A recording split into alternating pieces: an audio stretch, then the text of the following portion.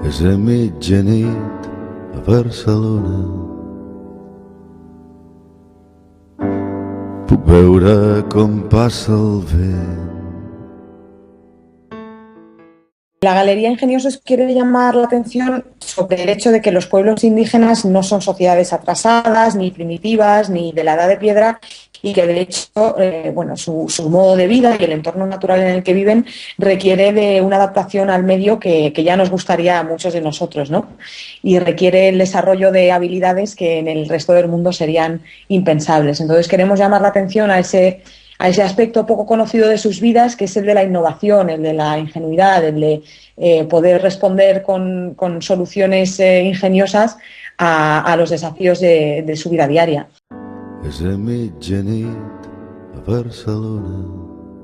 Los pueblos indígenas y tribales, cuando se los deja en paz, hablando claro, cuando se les deja disfrutar de sus territorios, de sus recursos, sin tener que sufrir las amenazas constantes por parte de foráneos, ¿no?, de distintos agentes, son pueblos que prosperan y están sanos, están saludables. Obviamente, cuando entran en contacto con la sociedad mayoritaria, con la sociedad dominante, especialmente cuando es un contacto no controlado y en muchos casos violento, una de las primeras cosas que ocurre es que empieza a haber una serie se empiezan a contagiar enfermedades y se empieza a producir un proceso de descomposición, ¿no?, de la salud, tanto física como mental, de estas sociedades. Es muy importante tener esto en cuenta, porque no nos damos cuenta de que la visión que tenemos, como bien decías, de los pueblos indígenas como gente con una esperanza de vida reducida, con enfermedades constantes, débiles, etcétera, tiene que ver con pueblos indígenas que ya han estado en contacto con nuestra sociedad y que están sufriendo esas consecuencias. No tiene que ver con cómo están de sanos cuando, aunque estén en contacto relativo con nosotros, como decía, pueden vivir en paz y disfrutar de sus tierras y sobre todo decidir cómo quieren vivir. Puc veure com passa el vent. Ese es uno de los casos quizás más llamativos. Se refiere al pueblo indígena Moken. Viven en el mar de Andamán, en el Océano Índico, y los moquenes, que también son conocidos, entre comillas, como gitanos del mar, por su carácter nómada, ellos consiguen gran parte de su alimentación, de su comida, del fondo marino. Entonces se tienen que sumergir a una profundidad no excesiva, pero vamos, bastante, se tienen que sumergir durante mucho tiempo y además poder ver sin gafas ni de buceo ni ningún aparato de ese tipo, poder ver bien el fondo marino, con lo cual han desarrollado una visión que puede llegar a ser un 50% más aguda que la visión de los europeos, lo cual es algo que impacta mucho, ¿no?, porque tiene que ver con esa adaptación al medio que comentaba antes, al igual, por supuesto, que nosotros habremos desarrollado habilidades y capacidades que ellos, por sus circunstancias y su modo de vida, a lo mejor no han desarrollado.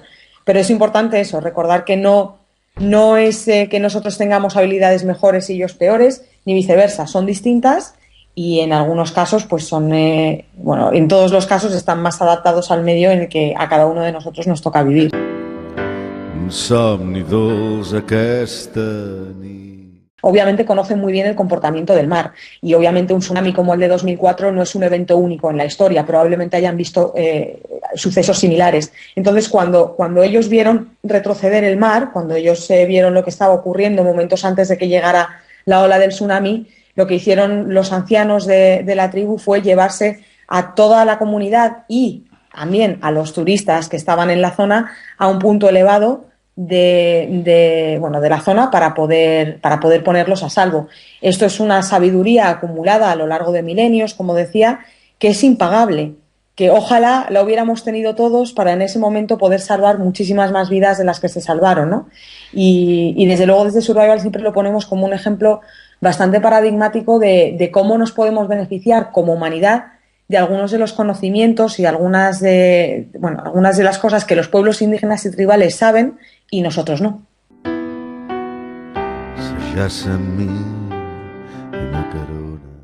Es algo que en muchos casos hacen gratuitamente y con toda la generosidad del mundo, y por otro lado, cuando entran empresas, como por ejemplo empresas farmacéuticas y de otro tipo, a extraer esos recursos a costa de los pueblos indígenas, generándoles problemas y sin aportarles ningún tipo de contrapartida, ¿no?